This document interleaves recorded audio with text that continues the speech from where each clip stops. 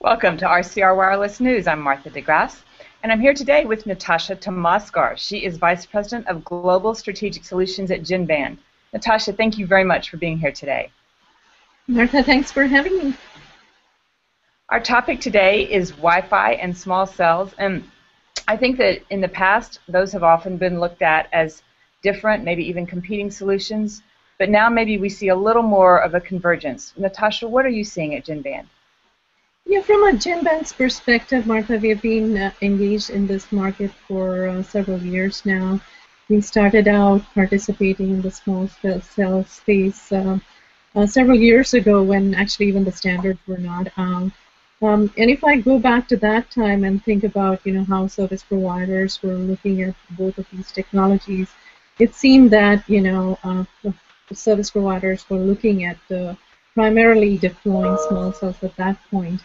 They were looking at technologies such as Wi-Fi as competitive rather than something that they would deploy. But over the years, things have changed. I see a lot more cooperation out there. I see that most of our service provider customers are now looking at hotspots as a complementary technology, and they're looking to deploy both small cells and Wi-Fi hotspots.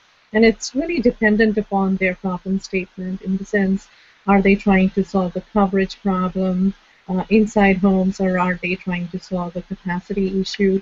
Or do they already have hotspots deployed? Have they investments in hotspots already? All of these are key factors, but definitely it's starting to be a lot more synergistic than before.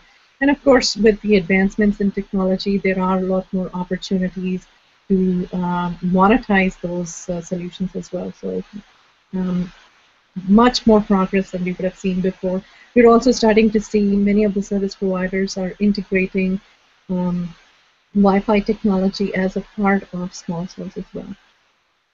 Right, I think we will see a lot more of that. Now, for those who don't know, give us an overview of how Genband plays in the Wi-Fi and small cell arenas. Okay. So Martha, from a Genband perspective, as I said, we've been in this particular arena for a long time. But we are not either small cell vendors, nor are we Wi-Fi access point vendors. So our play in the particular space is really around how the small cells and how Wi-Fi access points connect back into the mobile core. So because all these access points are primarily insecure, so the connectivity back into the mobile core needs to be protected. And that's why you need the notion of a security gateway at the edge of a mobile operator's network to be able to provide some of these functions. And that is how we got started in this market. So we started out as a security gateway for small cells, meaning that all the small cells would actually connect into us. We would create secure tunnels to bring all their traffic back into the mobile operator's network. Since that point in time, we have expanded, and we also provided similar functionality for untrusted Wi-Fi access points that were trying to integrate back into the mobile core. And the functionality that we provide for both areas is actually fairly similar. There's a little bit more that needs to happen on the Wi-Fi side. Very recently, in fact, today we have an announcement out, and that is a further extension of our solution to be able to integrate trusted Wi-Fi access points into the mobile operator's core. And what interesting opportunities that opens for them are around new solutions such as Wi-Fi roaming, Wi-Fi as a service, and so forth. So it's a completely software-based solution. It's a solution which is multi-access. It is multi-technology, very highly scalable, very highly interoperable. So I do think carriers are putting a lot more emphasis on Wi-Fi and seeing some monetization opportunities, and I think that you're aware of that and have made some strides towards enabling that, right? Yeah, absolutely.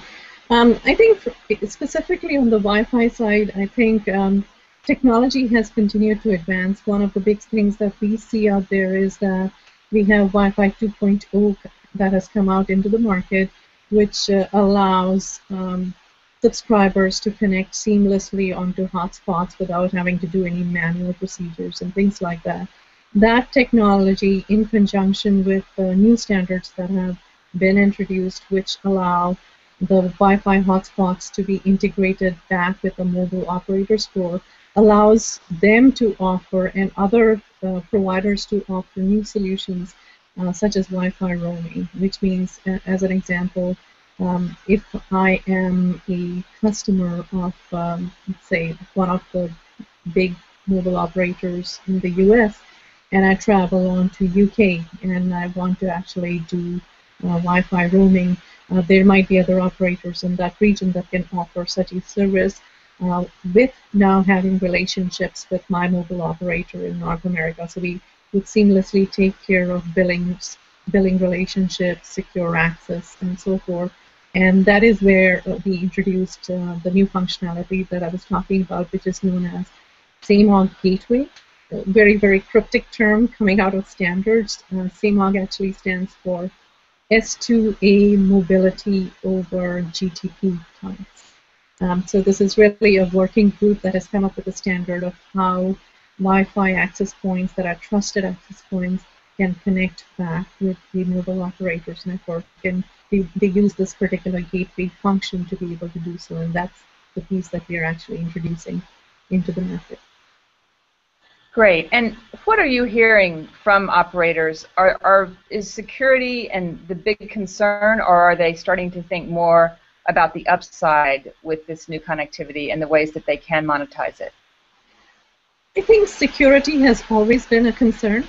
With the new technology advancements such as Hotspot 2.0 with AirLink encryption, I think that reduces to some extent, but still there are a lot of access points out there that are still pre-Hotspot 2.0, and they're not just going to go away tomorrow, which means security is a concern for multiple reasons.